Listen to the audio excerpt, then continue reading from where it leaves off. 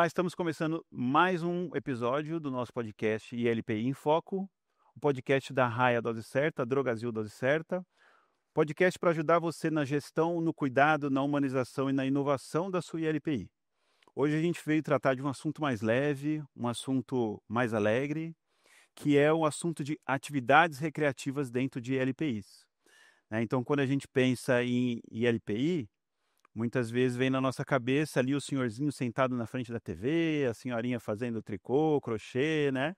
Mas aqui o trabalho do pessoal de LPI, especialmente aqui das minhas convidadas, é realmente tirar a pessoa idosa do conforto, né? É levar eles à atividade, à recreação, né? Então eu queria agradecer muito aqui a presença de vocês, Vanessa e Daniela. Obrigada. A Vanessa, ela tem formação em educação física, e ela tem especialização em terapia ocupacional.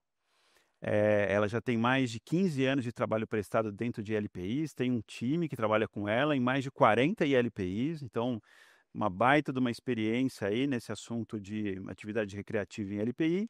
E eu trouxe também a Daniela Barsotti. A Daniela é enfermeira com especialização em saúde pública, assistente cirúrgico, especialização em urgência e emergência, estomoterapia. Já está aí há 5 anos trabalhando na Casa São Walter e na Salvatore.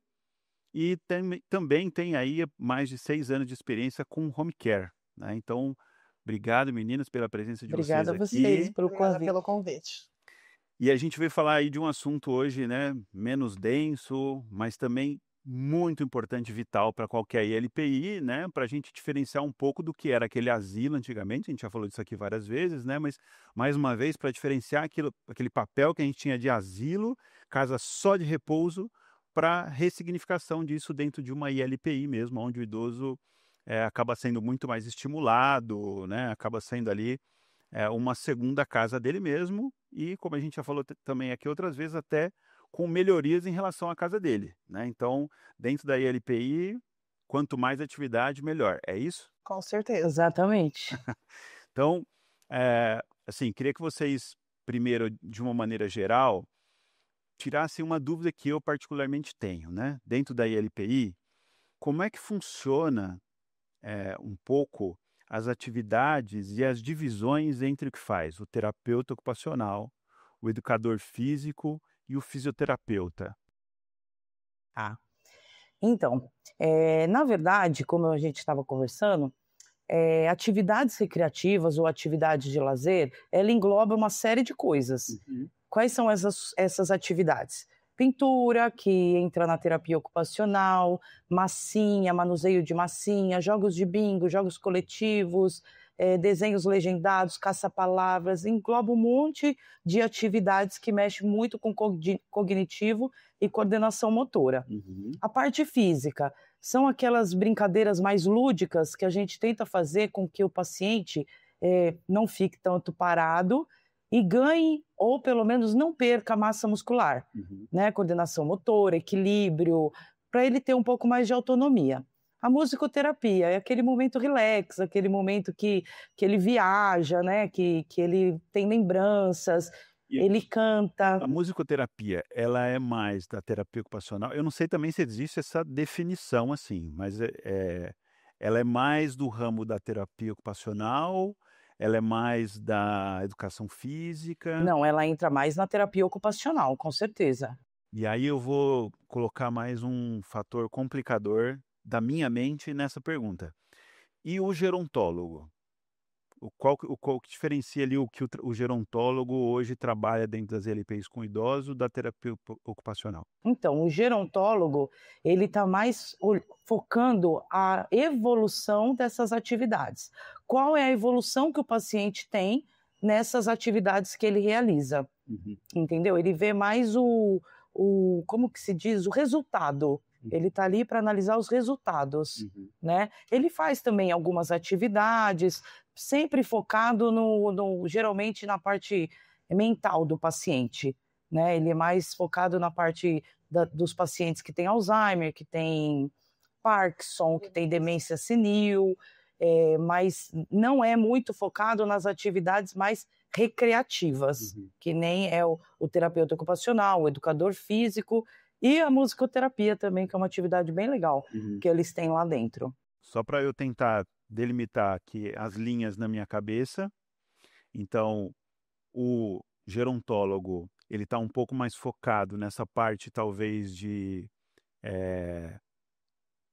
degeneração, e me corrija se eu estiver errado, tá? Porque Sim, é eu isso estou falando mesmo. totalmente de maneira empírica. Doenças Eu nunca degenerativas. estudei isso, Não, então é imagina. totalmente empírico. Então, ele está mais focado em doença degenerativa, Sim, o terapeuta ocupacional em manutenção cognitiva, sim. me E corrigem, por favor, mental, e e mental. psicológica.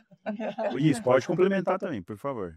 Sim, Aí o educador físico, ele está muito mais focado realmente na não deterioração física da pessoa e manutenção física também, é isso? exatamente. E aí a diferença dele para o fisioterapeuta é que o fisioterapeuta é mais focado na reabilitação, é isso? Isso, exatamente. A fisioterapia, ela reabilita. Teve uma fratura, teve uma queda, uma fratura, ela reabilita. O educador físico, não. O educador físico, ele vai fazer de tudo para que essa pessoa não caia. No modo, assim, para entender. Sim, acho que é isso É. mesmo que eu queria entender de uma maneira bem É prática, um né? pré e um pós-problema. Tá. Acho que eu entendo também que algumas vezes pode ser que essas atividades se confundam, no bom sentido, e se sobrepõem, né? Porque às vezes também a prevenção de queda, etc e tal, também quem pode cuidar disso é o fisioterapeuta, certo? Ele fazendo um fortalecimento e tal. E acho que muitas vezes ele foca de fato mais em fortalecimento e em impedir que o idoso tenha esse tipo de problema, esse tipo de evento, certo? Sim. E o educador físico, ele atua na parte física de uma maneira mais holística e não tão focada num problema. Ou os dois podem atuar nessa área? Não, os dois podem atuar nessa área. Mas assim, o educador físico, ele tem um papel diferenciado, porque quando você fala você precisa de uma fisioterapia, é porque você teve uma queda, é porque você fez uma cirurgia, né? Você precisa de um fisioterapeuta. O educador físico, você não precisa dele só no idoso. Não é só idoso que precisa. A gente precisa fazer essa manutenção durante a vida inteira, né? Então, o educador físico, ele é mais, além de trabalhar a parte física, a atividade física libera serotonina, a atividade física é mais dinâmica. O fisioterapeuta, a atividade do fisioterapeuta, por exemplo, vai fortalecer membros inferiores. Ele vai pegar um elástico, ele vai fazer um exercício de reto femoral, de panturrilha, para fortalecer aquela musculatura. O educador físico não, ele vai jogar uma bola lá fora com eles. Ele vai fazer uma cesta de basquete e vai fazer eles terem a força de uma forma diferente. Entendi. Entendeu? Então, por isso que a gente foca bastante na fisioterapia como reabilitação, né? Não que ela seja dispensável antes, porque sim, ela previne muitas coisas, com certeza, mas é totalmente diferente um personal, né, da terceira idade do que um fisioterapeuta. O trabalho é diferente.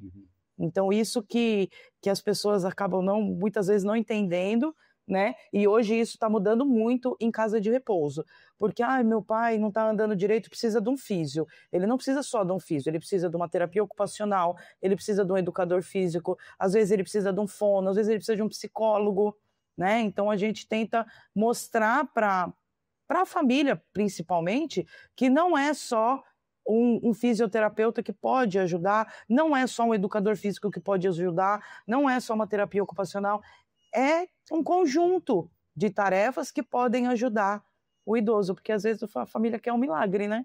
Coloca só um físio, ou só um educador físico, ou só uma atividade lúdica e não acaba não ajudando. Então, o ideal é o conjunto da obra. Certo. Muito bom, acho que ficou mais claro aqui para mim na minha cabeça agora. Daniela, e como que é o papel do enfermeiro frente a esse time multi dentro de uma ILPI? Assim, o papel do enfermeiro é de ajudar a identificar essas necessidades também?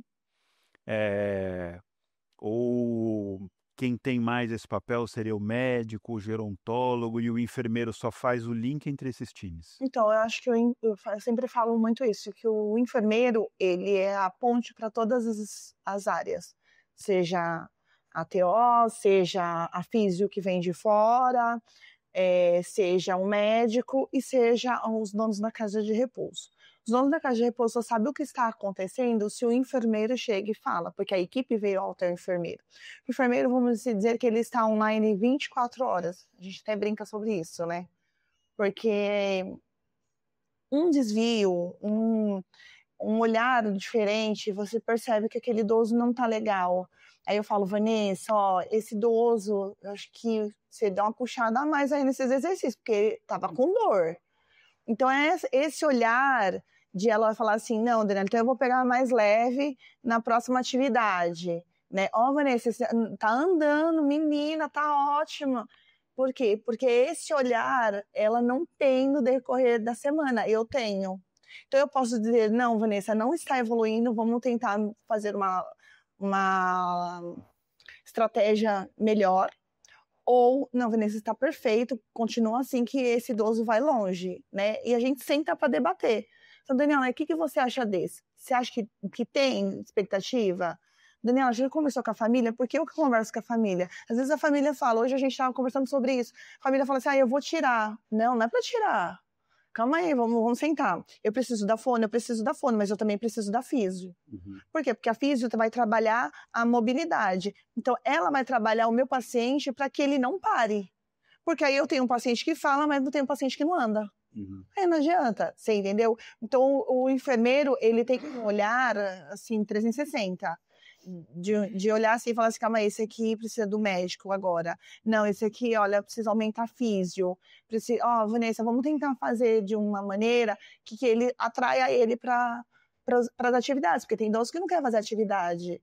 E aí você vai ver no declínio dele, entendeu? E quando ele começa a fazer atividade, você vê que ele vai evoluindo, tanto que ele fica mais esperto. Aí a gente tem que falar, ó, fica mais esperto que esse idoso, porque ele pode cair, você entendeu? Porque a gente sabe que ele está ganhando mobilidade, entendeu? Então o enfermeiro tem esse olhar, né? O enfermeiro, ele tem que ter essa dinâmica com a casa inteira, porque se o enfermeiro não falar para ela não vai saber se o trabalho dela está sendo bem constituído ou não, né? Então, e a dona também não vai saber, os donos de casa de repouso não vão saber. Se o enfermeiro não falar assim, ó, eu acho melhor a gente sentar com o médico e mudar tal medicação. Sentar com a família e explicar para a família que precisa mais atividade, precisa de uma fono, né? O paciente está muito agitado, precisa trocar, porque às vezes o paciente tem médico fora e o médico não quer mexer em medicação. Só que a gente tem o trabalho dentro da casa, então a gente conhece o paciente como um todo, entendeu? Não importa se é meia-noite, 1 hora, as meninas vão me ligar, o paciente está agitado. E aí eu faço o quê? E aí o doutor já deixa meio que um roteiro para mim. Fala, Daniela, se acontecer isso, faz isso, se acontecer isso, faz isso, se acontecer isso, faz isso. E tudo que acontece é passado. Para que não tenha essa, mas eu não sabia. Não, todo mundo sabe. Se o idoso, ele progrediu, todo mundo vai saber. Se o idoso regrediu, todo mundo vai saber. Desde da TO até os próprios donos, familiares. E como que é esse convencimento com as famílias? Porque eu imagino que, assim, imagino que talvez em alguns momentos a família pode ter alguma resistência, porque isso tem um custo adicional, né? Como que você, na prática, identifica e mostra para o familiar a necessidade de um profissional? Então, primeiramente, eu trago ela para uma conversa pessoalmente, porque essa coisa de telefone, né? Eu falo que esse WhatsApp está acabando com a humanidade. Tudo é WhatsApp. Eu gosto de olhar no olho e falar, explicar o que realmente está acontecendo com a família, com o paciente. Porque, assim, às vezes, eu falando por telefone, você pode entender da maneira que você quiser e no tom que você quiser. Warley, por gentileza, sua mãe precisa de 15 sessões de fisioterapia e eu já estou vendo aqui, te mandando umas fonos para você fazer uma cotação. Aí você fala, mas quem é ela? Nenhum médico fala comigo, realmente o médico não vai falar com você, porque eu vou falar com o médico. É eu que vou pegar a bomba para o meu colo e tentar apaziguar o pavio para que esse idoso não piore. Porque se ele piorar, vai ser responsabilidade minha. Eu sempre falo, quando a enfermagem erra, eu errei. Porque em algum momento eu deixei de passar a comunicação. Então eu chego e falo assim, olha, fulana, papai não está começando a parar de andar, está começando a não querer deglutir, tá encaminhando para uma sonda naso, Então, assim, a gente precisa correr contra o tempo. Por quê? Porque a questão de um mês, ele debilita assim, ó. E as famílias costumam ter resistência quando você leva esse tipo de informação? A maioria, sim. Por quê? Não é só pelo gasto, mas pela não aceitação. Ah, mas o meu pai comia. Então, mas ele comia. Hoje ele tem 80 anos. Então, não tem como eu fazer ele comer com 40 anos atrás. Você entendeu? Ele tem Alzheimer. O Alzheimer, ele vai deteriorando os neurônios. Então, vai chegando uma hora que ele vai perder essa parte, vai desconectar a parte da fala, vai desconectar a parte de andar, vai desconectar a parte de falar, vai desconectando. Isso é uma progressão da doença, não tem o que fazer. E a família consegue identificar isso? Como é que você faz? Você mostra que ele não está conseguindo comer? Você mostra os sinais? Eu faço vídeo, eu faço foto. Falo, olha como ele está hoje no estado. Olha os sinais dele. Eu faço um roteiro para que ela possa entender que não é uma coisa luxo. Não é luxo. Mas eu posso dizer para você que é um investimento. Eu estou investindo nesse idoso. Daniela, pode ser que eu perca esse investimento? Pode.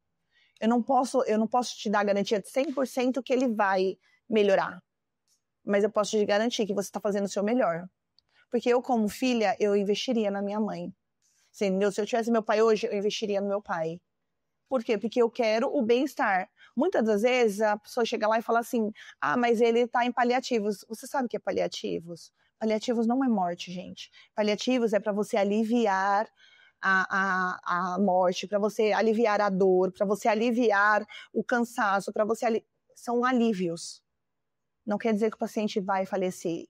Eu já conheci pacientes que chegou lá e falou que era um mês que ia morrer, e foi morrer em 1 ano. E aí você pergunta, por que, Daniela? Porque a gente investiu. Se você não investe, não tem como você ter uma melhoria do paciente. Aí você não pode me criticar, poxa, Daniela, mas meu pai piorou. Mas você fez o que eu te pedi? Você viu o que aconteceu? Lembra que eu conversei com você lá atrás? Eu trago a memória. Porque a cobrança vem, olha, é batata. Poxa, meu pai não está deglutindo. O paciente começa a regredir, eu já entro em contato com ela, já entro em contato com o doutor e chamo a família. Você pode vir aqui, vamos conversar um pouquinho, deixa eu te explicar o que aconteceu, para você entender que a doença está evoluindo. Então, eu preciso tentar estabilizar essa doença para tentar ganhar ele novamente. Mas isso não é garantia. Ah, mas então, já que ele não está de sonda, ele não vai precisar de fono. E ele vai deglutir a salivação como? Eu preciso da fono. Então, eles não entendem isso. Eu falei, ele está de GTT, então não precisa de fono. Então, de GTT é de gastrostomia, certo? Tá. Não precisa de fono, não precisa, porque você tem uma salivação que se você não deglutir ela ou não amenizar ela, você broncoaspira, entendeu? E aí, com a broncoaspiração, vem a pneumonia e vem a morte. Entendeu? Então, é assim, o óbito é certo, se a gente não investir. Então, assim, o tempo todo, quando o paciente começa a regredir, a gente já chama. Vai ter resistência? Vai. Não vou falar para você que 100% a família aceita. Isso porque eu falei que o papo ia ser leve, né? Mas faz todo sentido, é verdade. Porque a gente começa falando de atividade recreativa, mas assim, a atividade recreativa ela não é só de recreação, né? Então, aqui a gente está vendo que, na verdade, ela vai muito além disso, ela vai, né, a gente vai conseguir, muitas vezes, postergar, né, a vida de uma pessoa em alguns anos, né, do nosso ente querido ali, do nosso paciente querido também, né, dentro da ILPI, e também postergar e evitar muito sofrimento, né? Sim, Então, exatamente. de uma maneira ainda muitas vezes que seja até lúdica, né, como esporte, etc., né, mas a gente está atuando com questões vitais, né, desse paciente. Sim, e às vezes tem todo esse quadro, né, no Alzheimer, no Parkinson, na demência senil, e tem a depressão. A depressão é uma coisa que não é vista, tem depressão medica, né? E não funciona muito assim, né? Na nossa idade, tem depressão, vai fazer terapia, vai fazer esporte, na idade deles tem depressão, medica, né? Por que não fazer esporte, fazer uma terapia, fazer umas coisas que vão melhorar a parte mental do paciente, né? Porque é difícil mesmo, né? Eu tinha um professor na faculdade que eu não entendia, mas ele falava, todo mundo falava, não vejo a hora de me aposentar, É a pior fase. Porque você fala, e agora? Não faço mais Né? nada. Bem isso. Entendeu? Então Mas não é para ser a pior, né? Mas não é para ser a pior, é a hora Era do pra você idoso viajar. curtir. É para ser a melhor, É para né? ser a melhor.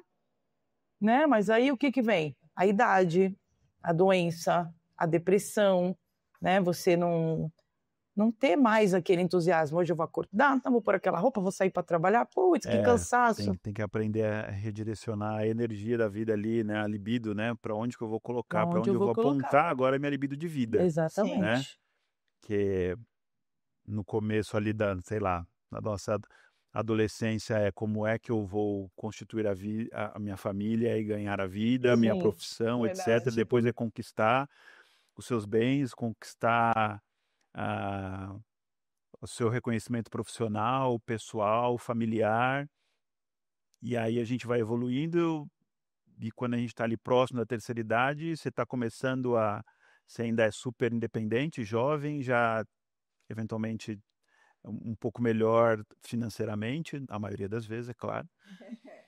Mas aí, de repente, você para de trabalhar. E aí, normalmente, quando a gente para de trabalhar, você tem um decréscimo ali do ponto de vista financeiro, normalmente, né?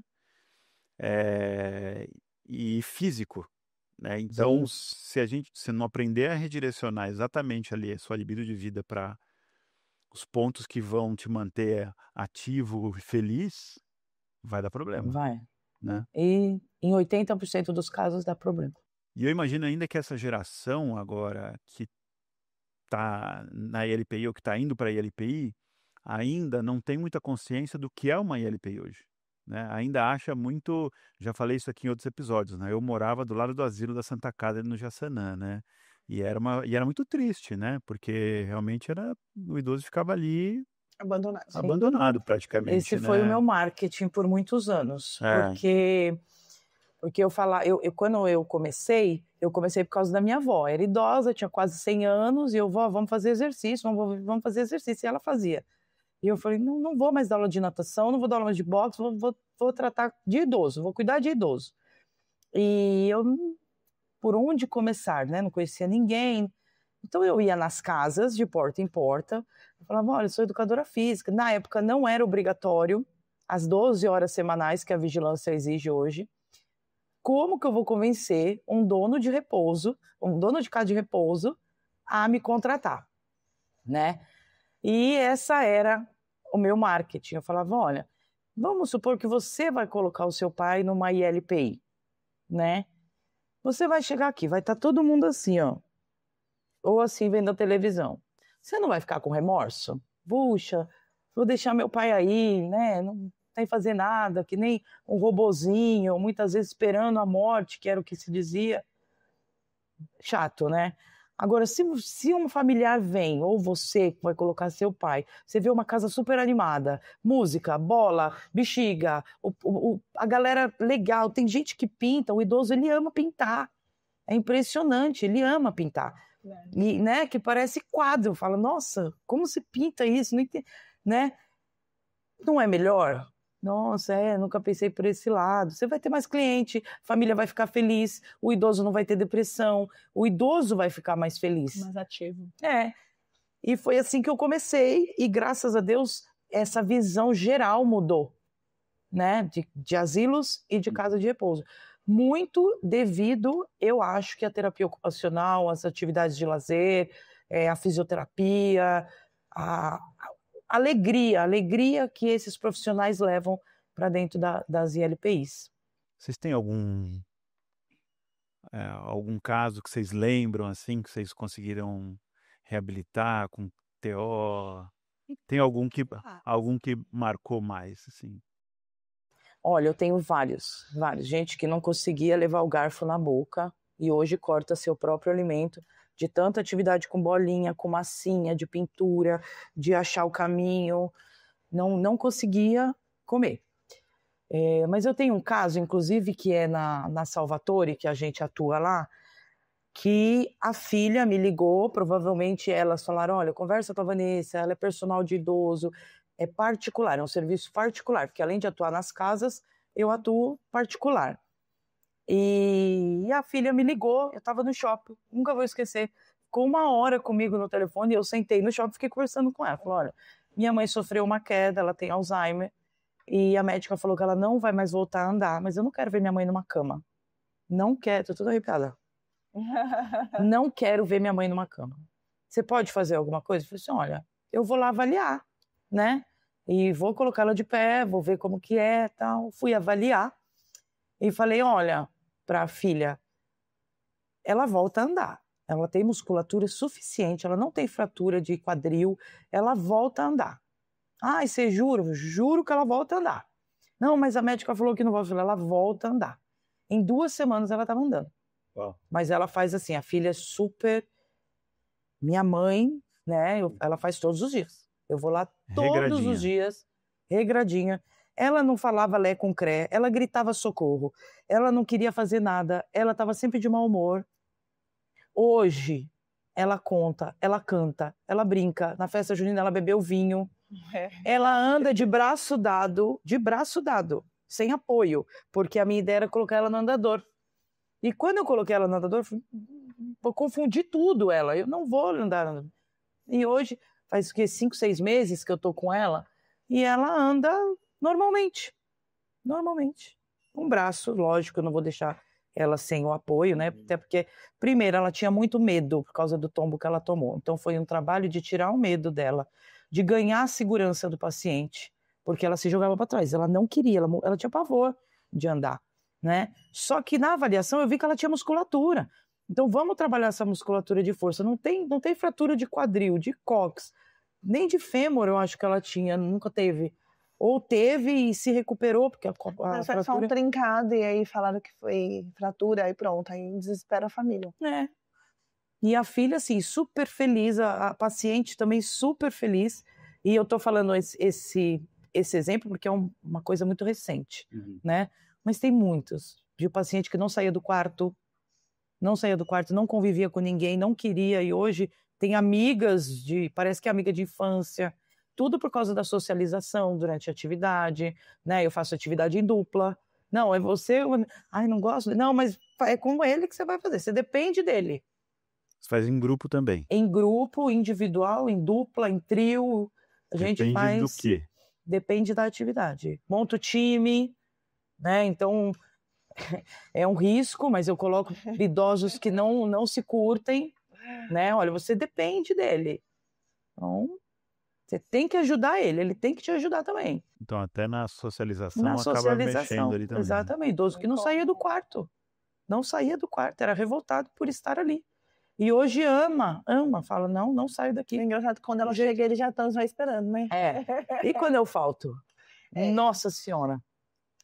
Cadê? Por que você não veio? Por que você não veio? Tem uma outra casa no Piqueri que toda vez... Eu vou 3 vezes por semana. Você tem que vir todo dia. Você tem que vir todo dia. Quando você vem, a escolinha do professor Raimundo. Porque não é só o trabalho, né?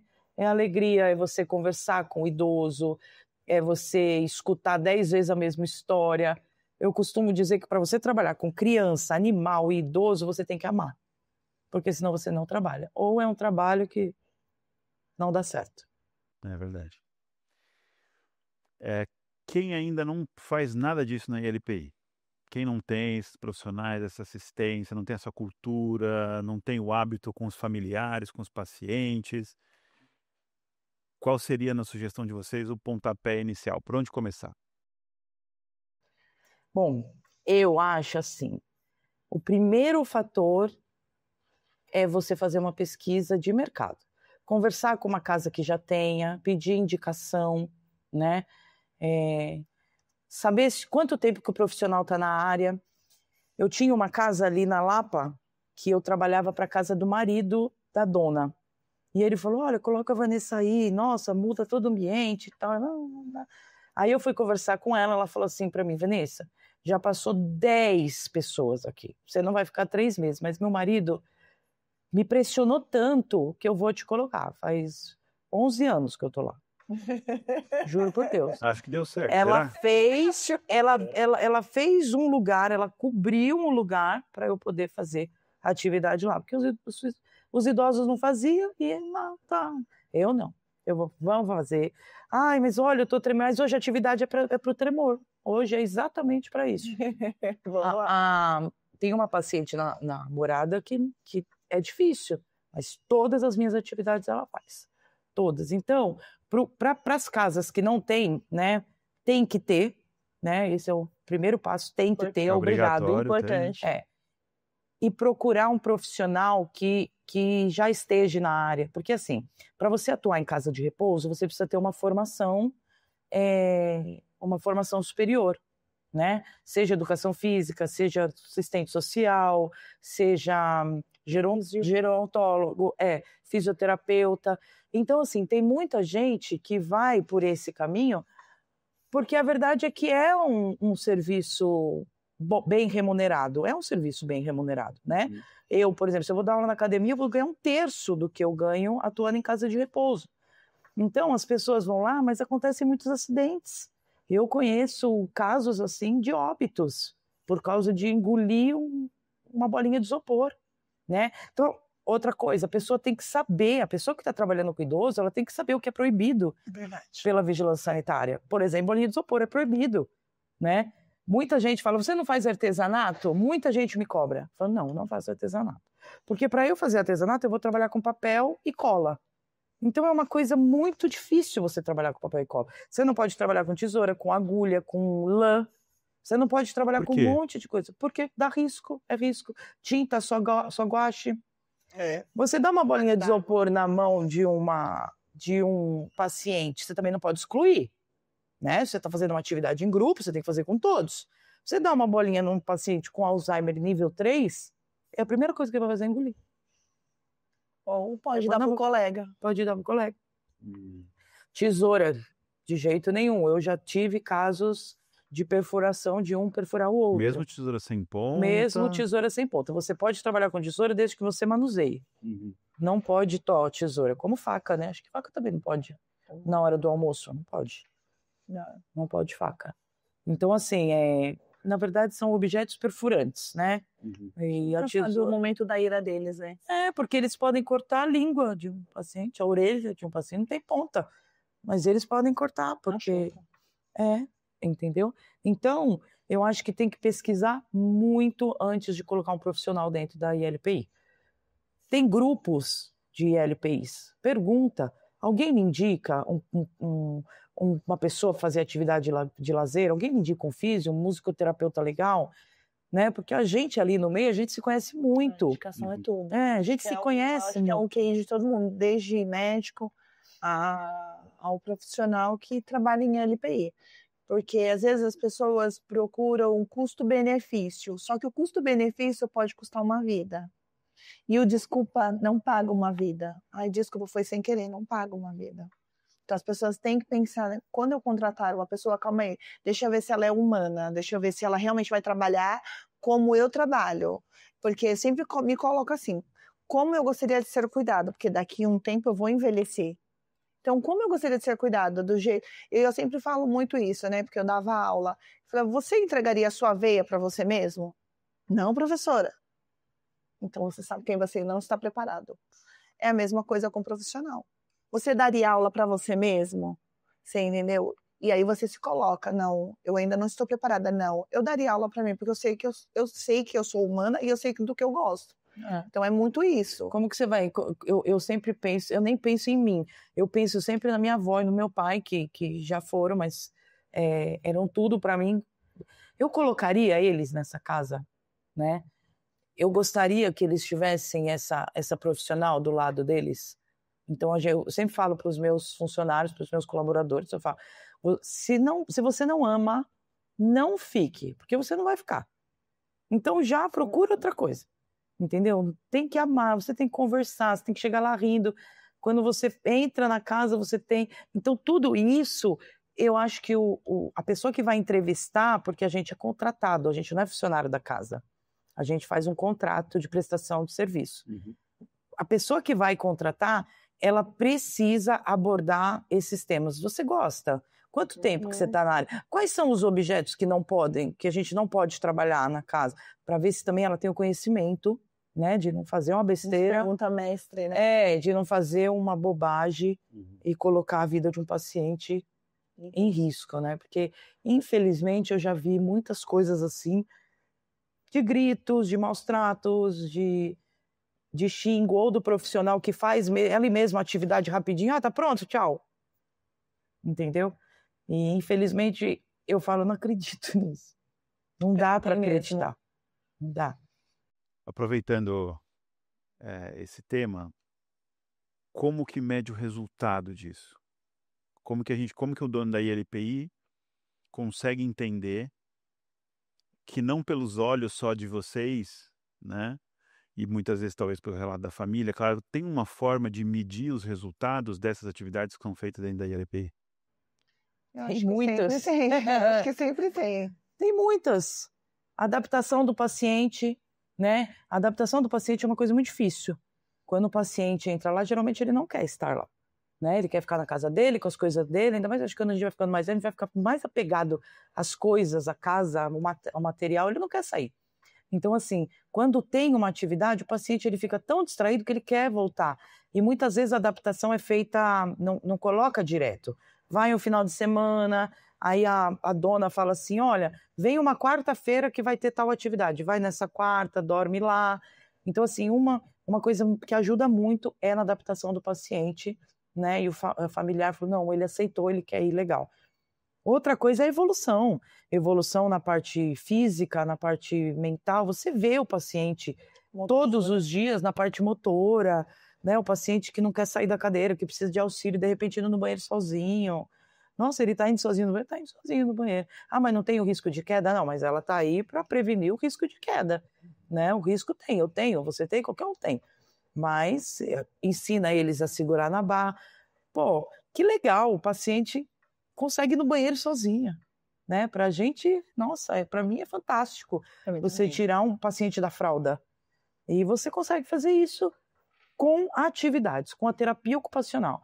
Porque a terapia ocupacional, ela é uma área da saúde que ajuda o paciente a manter, né, desenvolver ou recuperar a autonomia. Né? Então, assim, você acha que não, mas você vai lá e fica lá pintando, pintando. Ai, minha mão formigava tanto, minha mão tremia tanto. Não, minha mão tá parando de tremer, né? Mas o que você tem feito? Eu pintado. Mas como assim, pintado? Pintado. Você tem que segurar o lápis, você tem que apertar o lápis, você tem que ter a coordenação para não borrar, e eles não gostam de fazer de qualquer jeito. Uhum. Então você tem que ter a coordenação, eu consigo comer. E é difícil, né? Ainda mais hoje em dia, a gente não escreve mais, né? Quase, né? A gente digita, aí tem ler. É. Aí o que a gente mais tem é ler. Eu escrevo bastante ainda. Muito bom, meninas. Aprendi demais aqui. Eu imagino que também muita gente deve ter aprendido muita coisa aqui hoje. Foi bastante esclarecedor para mim. Eu tenho uma última pergunta para fazer. Primeiro, para você. Por que o idoso é invisível? Porque a gente vive numa sociedade onde, quando a gente para de ser produtivo e útil, a gente não existe mais. Daniela, por que o idoso é invisível? Porque quando você não tem mais habilidades e que você precisa terceirizar, seja de filho, de pai, mãe, né, sobrinhos, eu deixo esse peso que não é meu. Então eu me torno apenas um cooperador e não um ajudador. Perfeito, meninas. Muito obrigado. Imagina, foi obrigado maravilhoso. você. Foi muito Nós boa agradecemos, é um prazer. Agradeço a vocês que acompanharam a gente até aqui. Espero que vocês tenham gostado tanto quanto eu desse papo. E espero vocês também no próximo episódio. Muito obrigado.